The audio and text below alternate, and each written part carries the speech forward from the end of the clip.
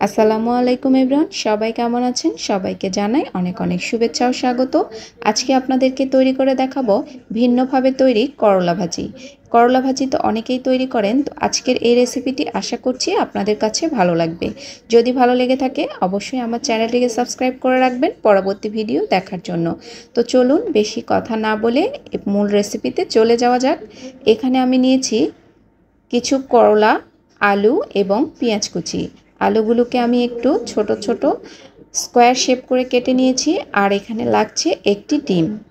আপনারা হয়তো এই রেসিপিটি আগে কখনো ট্রাই করেন নাই, তবে রেসিপিটি ফলো করে একবার হলেও ট্রাই করে দেখবেন।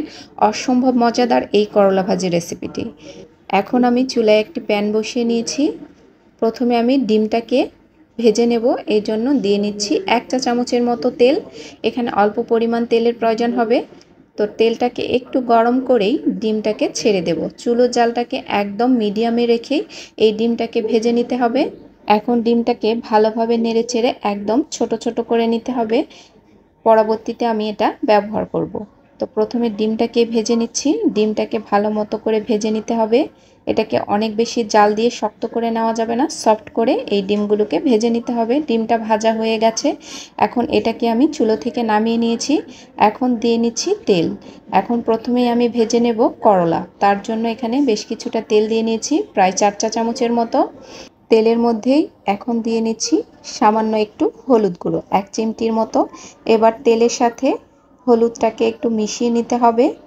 তেলটাও গরম হয়ে গেছে। এরপর কেটে রাখা করলাগুলোকে দিয়ে নিতে হবে। এভাবে করলা তেলের মধ্যে ভেজে নিলে করলা কিন্তু তিতাও হবে না। তো করলাটাকে প্রায় 80% মতো ভেজে এখানে আমি সেদ্ধ করে নেব।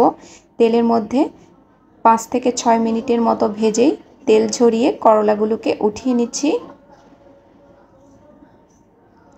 এভাবে করলা ভাজি করে দেখবেন, খেতে অসম্ভব মজা হয়।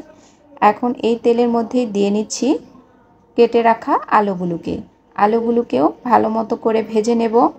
সামান্য একটু লবণ দিয়ে নিচ্ছি আর একটু হলুদ গুঁড়ো দিয়ে আলুগুলোকে আমি 5 থেকে 6 মিনিটের মতো তেলের মধ্যেই ভেজে নেব। আলুগুলোও ভাজা হয়ে গেছে। এখন এগুলোকে তেল ঝরিয়ে উঠিয়ে নেব। অবশ্যই পুরো ভিডিওটি দেখার অনুরোধ রইল। তো এখন এই তেলের মধ্যেই দিয়ে নিচ্ছি পেঁয়াজ কুচি। আমি এখানে 1 মুঠো পরিমাণ পেঁয়াজ কুচি ব্যবহার করেছি। পেঁয়াজটাকে একটু নেড়ে চেড়ে লালচে কালার করে আনতে হবে। পেঁয়াজটাকে প্রায় 2 থেকে 3 মিনিটের মতো নেড়ে চেড়ে একটু লাল কালার করে ভেজে নিতে হবে। অনেক বেশি কালার করতে হবে না, একটু হালকা ব্রাউন কালার হলেই এর মধ্যে এখন দিয়ে নিচ্ছি 4টে শুকনো মরিচ। শুকনো মরিচগুলোকে এখন একটু পেঁয়াজের সাথে আরও একটু ভেজে নেব। দেখে বুঝতে পারছেন আমি কিভাবে করেছি। এখন দিয়ে নিচ্ছি খুবই অল্প পরিমাণ একটু পানি, যাতে মশলাগুলো পুড়ে না যায়। এর মধ্যে দিয়ে নিচ্ছি হলুদ গুঁড়ো, স্বাদ মতো লবণ, দিয়ে নিচ্ছি সামান্য একটু লাল মরিচের গুঁড়ো, দিয়ে নিচ্ছি আদা রসুনের পেস্ট 1/2 চা চামচ পরিমাণ। মশলাটাকে এরপর ভালোভাবে একটু পেঁয়াজের সাথে কষিয়ে নেব। অল্প পরিমাণ পানি দিয়ে আমি পেঁয়াজের সাথে মশলাগুলোকে কষিয়ে নিচ্ছি। মশলাগুলো এই পর্যায়ে কিন্তু কষানো হয়ে গেছে। এখন এর মধ্যে দিয়ে নিচ্ছি ভেজে রাখা আলুগুলোকে দিয়ে একটু নেড়েচেড়ে নেব।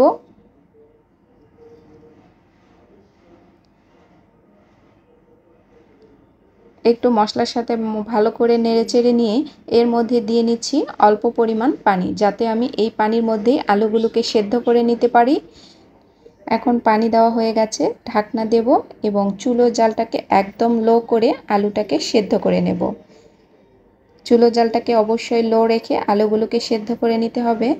এদিকে আমার আলু থেকে পানিটাও শুকিয়ে গেছে এবং আলুটাও কিন্তু সেদ্ধ হয়ে গেছে। আলুটা পুরোপুরি সেদ্ধ করে নেওয়ার পরেই এর মধ্যে এখন আমি দিয়ে দেব ভেজে রাখা করলাটাকে। আলুটা কিন্তু সেদ্ধ হয়ে গেছে। সেদ্ধ হওয়ার পরেই এখানে ভেজে রাখা করলাটাকে দিয়ে দিতে হবে। এখন একটু নেড়েচেড়ে নেব। করলাটা কিন্তু আগেই সেদ্ধ করা ছিল, যেহেতু আমি এটা তেলে ভেজে রেখেছিলাম সেজন্য আমি এটা সবার লাস্টে ব্যবহার করছি। এখন নেড়েচেড়ে নিয়ে এর মধ্যে দিয়ে নিচ্ছি ভেজে রাখা ডিমগুলোকে।